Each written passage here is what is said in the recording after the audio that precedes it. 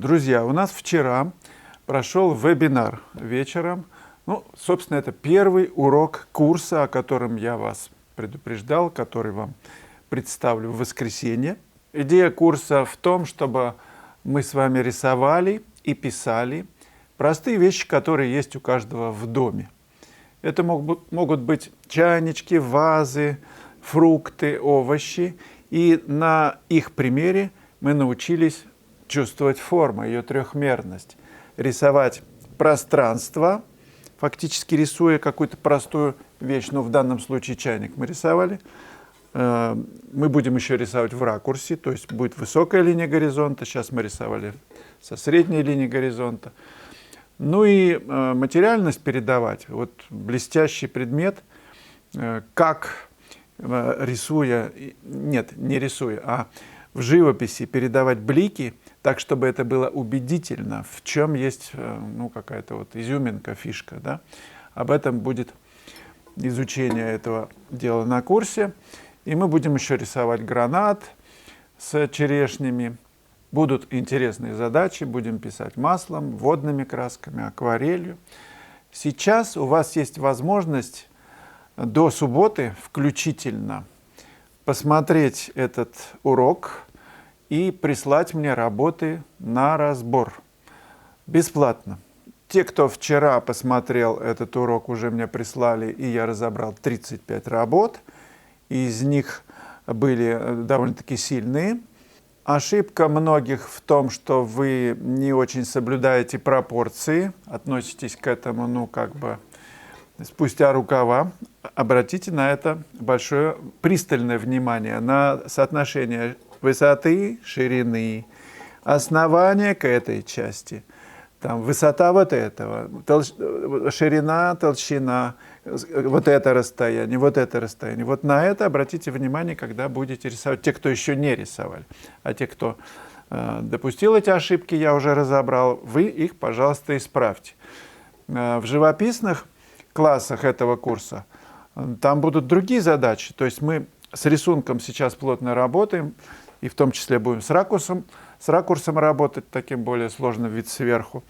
Рисовальную часть мы пройдем, и в живописи мы должно быть все на автомате. Мы только живописью занимаемся, а рисунок держим как бы так внутри, всегда уточняя его. Ольга Лобастова прислала на разбор свою работу и написала: кажется, просто чайник. А мой оказался далеко не так прост и вовсе не симметричен. Относительно симметрии тоже работайте с центральной линией, чтобы все никуда не валилось, никуда не перекашивалось.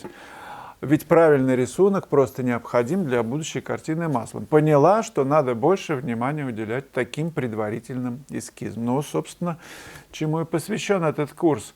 Это важнейшая работа по настройке глаза, точности глаза, на работу с пропорциями, с настройкой правильного видения перспективы. Ведь нам вот эти эллипсы приходится определенным образом раскрывать.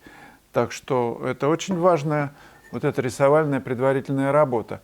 Не бойтесь идти на этот шаг. Если вы трусите, так и будете сидеть все время. Душа-то зовет рисовать, а вы сидите там где-то я боюсь прислать работу на разбор. Когда еще появится такая возможность? Потом у меня будет Швейцария класс, потом будет Прованс. Сейчас я с вами. Эти 3 дня поработайте, присылайте. Конечно, проще смотреть, как другие делают. Но если вам хочется, я для вас открыт. Используйте эту возможность. Елизавета Петерс, спасибо за толчок. Сесть и позаниматься необходимой работой. Сама бы не села. А это, как нужно. Спасибо вам, Елизавета, что вы сели. А толчков-то я вам обеспечу толчками. Вы давайте уже, берите карандаш и бумагу. Ссылку на этот вебинар, на этот урок я оставлю под видео. Заходите, регистрируйтесь и присылайте работы. Работайте, карандаш, бумага, и я жду ваши работы на разбор. 3 дня я буду разбирать ваши рисунки. И в воскресенье мы будем с вами встречаться на прямом эфире, который я проведу. Это будет в 3 часа дня, 24 марта. И я покажу лучшие работы и подробно расскажу о том, из чего будет состоять курс и дальнейшие его уроки. Там будет и теоретическая часть, и практическая, в основном практическая. Но будет очень интересно. Сергей Ягодин. Искусство – это не про то, как, а про то, что. Изучайте природу, ищите смыслы. И не морочьте людям голову. Ремесло – это не искусство. Мне понравилась история. Сейчас я проводил семинар в Петербурге, и одна студентка рассказала ее. Сидят в кафе, двое мужчин и беседуют, двое художников. И один утверждает, что важно, что рисовать, а второй ему спорит, важно не что ты рисуешь, а как ты рисуешь. Сидит третий человек за соседним столом и говорит, что я услышал ваш разговор, и оба вы не правы. Важно не что ты рисуешь, не как ты рисуешь, а важно, кто рисует, кто пишет. С нетерпением жду, Сергей Ягодин, если у вас найдется такая возможность, показать нам, всей нашей команде, бригаде выздоравливающих, ваши работы со смыслом. Вы наверняка изучаете природу не так, как мы, просто доморощенно по-ремесленному. Хочется у вас поучиться. В Телеграме у нас есть канал, куда вы сможете просто поучить нас, покажите, что вы можете. А то сложно выйти из тупика, в который нас загнали, например, Коровин или Мане. Посмотрите на эти работы Коровина и напишите, пожалуйста, какой он смысл вкладывал в эти произведения. Вот в этот пейзаж, написанный в Гурзуфе, или в этот.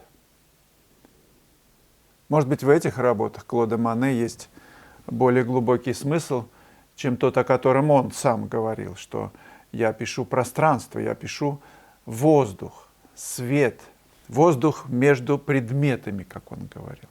Свет, который падает на разные предметы, и задача передать вот это состояние света для него была самой важной. А по поводу смысла, да, вот вы так обращаетесь, довольно-таки в грубой форме, по поводу морочите голову, да.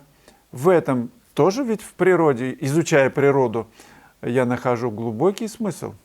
И думаю, мои друзья по палате, по нашему госпиталю, его тоже улавливают. Спасибо вам большое. Виктория Русакова.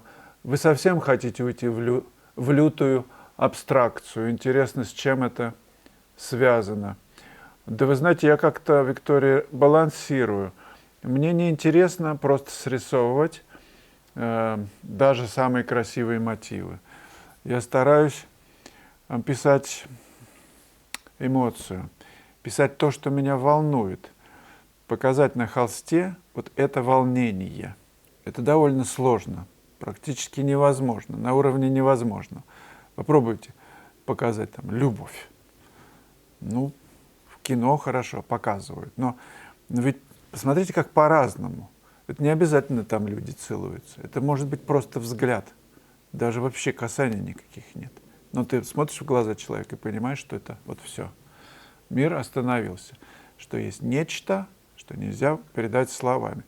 Так и в живописи есть работы, глядя на которые, изучая которые, ты просто замираешь. И это замирание, это состояние вот этого замирания, оно само диктует, оно рождает твою живопись, оно диктует, как ты поведешь работу дальше, вот в этот момент. Если оно случилось, замирание сердца, да, такой вот пузырьки от шампанского по спине такие поднимаются вверх, это состояние само будет руководить твоей рукой, куда, какую краску выдавить, как надавить на кисть, с какой силой, что нарисовать. И тут даже объяснить очень сложно. Абстракция это будет или не абстракция. Энергия будет на холсте, в картине. Вот если она есть, можно сказать, что картина состоялась. Какие художник найдет решение из этого состояния? Предсказать невозможно, да и не нужно. А куда я ухожу в абстракцию или нет, я не знаю. Это процесс живой. Сейчас так. То, что меня волнует, то я и пишу. Во всяком случае, я честен перед собой. Пишу я для себя. Из этого состояния, если его нет, то лучше не работать. А если оно есть, то почему бы не попробовать написать вот это ощущение, вот этот восторг, вот эту вот радость, которая тебя охватывает. Это сложнейшая и интереснейшая задача на всю жизнь. Жизни не хватит. Я покажу вам сейчас несколько моих натюрмортов, чтобы как-то заразить вас, любовью к этому жанру в искусстве. Потому что это не мертвая жизнь, это свет в картинах. Если он главный в композиции, то этого достаточно. Писать свет в картинах. Кто-то будет, безусловно, искать смыслы, другие цели в живописи. Для меня это главное. Мне понравилась эта фраза Мане «писать свет в каждой работе». Я считаю, что это более чем достаточно, и жизнь будет прожита не зря.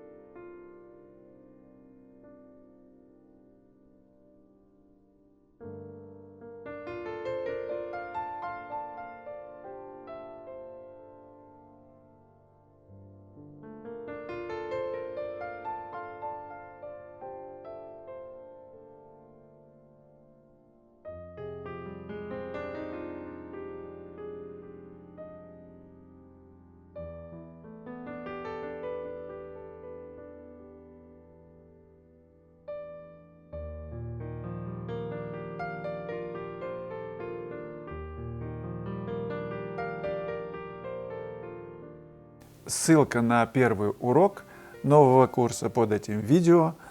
Заходите, регистрируйтесь, рисуйте, присылайте мне свои работы на разбор. До субботы включительно.